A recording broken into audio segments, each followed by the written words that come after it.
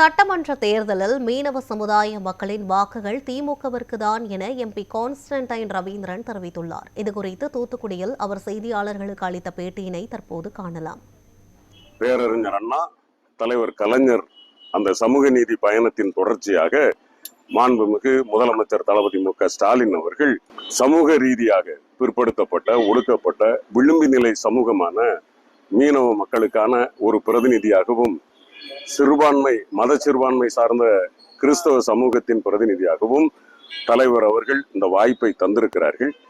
எனவே தளபதி மு க ஸ்டாலின் அவர்களுக்கு இந்த சிறுபான்மை மக்கள் சமூகம் சார்பாக, ஒடுக்கப்பட்ட சமூகத்தின் சார்பாக தளபதி அவர்களுக்கு நன்றிகளை தெரிவித்துக் கொள்ளும் விதமாகத்தான் இன்றைக்கு மக்கள் புறப்பட்டு வந்து கொண்டிருக்கிறார்கள்.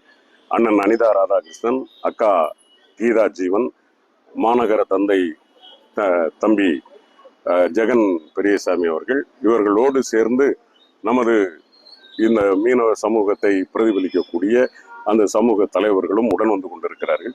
மக்களை சந்திக்க சென்று கொண்டிருக்கிறோம். தளபதி மு க ஸ்டாலின் அவர்களுக்கு மீண்டும் ஒரு முறை நன்றியை தெரிவித்துக் கொள்கிறோம்.